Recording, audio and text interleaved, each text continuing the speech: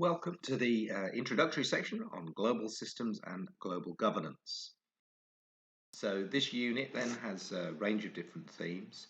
Start off with obviously the basics around globalization. Then we look at global systems. We then look at international trade and access to markets. And then we look at governance, so how governments get involved within the global systems. We then look at something called the global commons, and we will look at Antarctica as an example of one of the global commons. And we finish off then with a critique of the idea and the principles behind globalization. Throughout this unit, it's quite interlinked. So we will be talking about different aspects of it and going back. So we'll talk about global systems when we're talking about global governance, and we might talk about a bit of global governance when we're talking about global systems and so on. So although it is separated into these different strands, it is quite interlinked as we go through. So just be aware of that. It doesn't compartmentalize as easily as my slide does. So in the specification for the globalization section, it says that you need to know about the dimensions of globalization, which is the flows of capital. So we're talking about the flow of money, labor, people working, products, the things that people buy and use, services that are provided, and information. Global marketing as well, patterns of production, distribution, and consumption.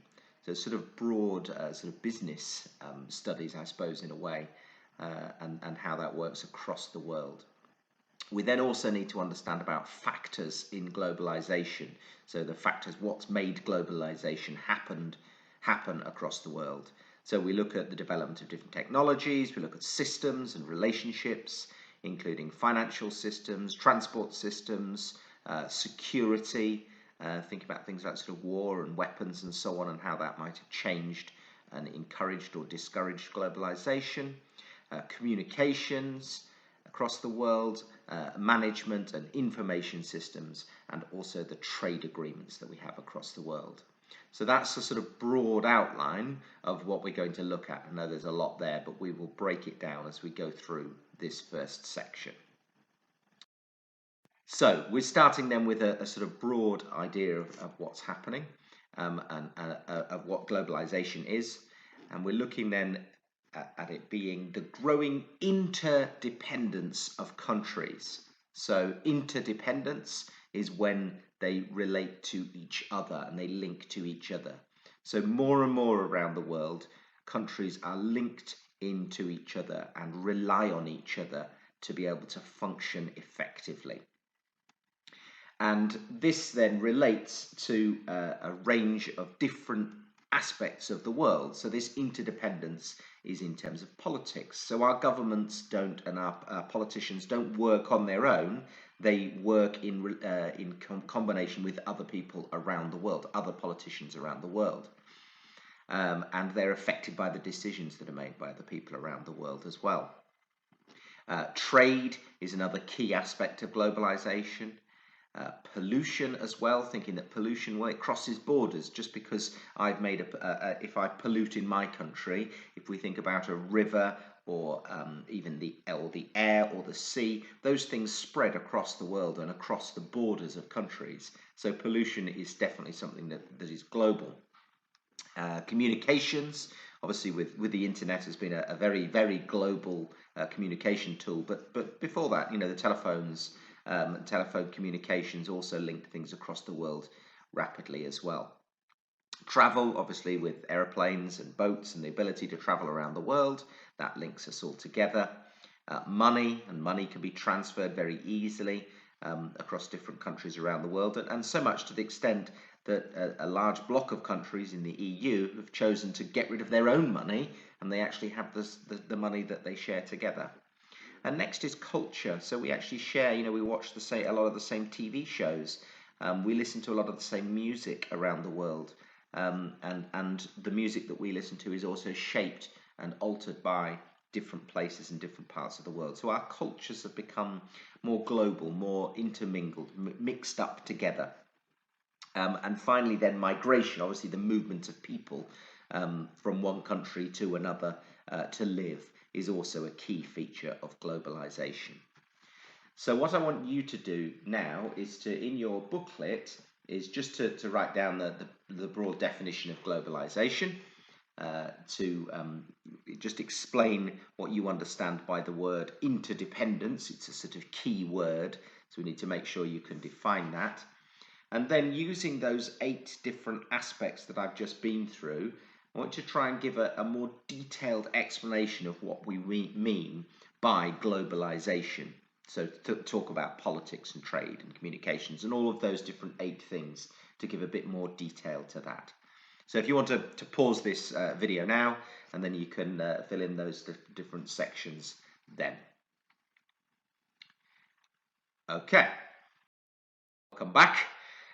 We're just going to finish this then section, having a little look at the history of globalization. Okay, so looking at the history of globalization. So in the 1960s, someone called Marshall McLuhan came up with this idea, was the first person to use this term, globalization. So it's a word that hasn't existed for all that long, and was created by Marshall McLuhan. And what he suggested was that the similarities between places are greater than the differences between them. And that was the sort of early sort of definition or way of saying that globalization was happening, because he noticed that many countries around the world were starting to become, or in many ways were very, very similar, did similar things, had similar cultures, their politics were similar. All those things that you've just talked about started to sort of combine together and start to link together. It was very much an economic term, though. It's grown from initially when it was just about economics and money and trade, really. And economic activities, so Marshall McLuhan said, economic activities are operating at a global scale, and other scales of economics were less important. So it was the recognition that actually it was selling things across the whole world that was really important in terms of making money and driving the growth in a country, instead of the sort of local selling between, smaller scale things. And if we think about that, if we go back a long time in history, if we go back to sort of, 1,000 years, it was in sort of small little villages, and there would be, one village might trade with a village near to it. Okay, and that would be about the extent of their economic activity.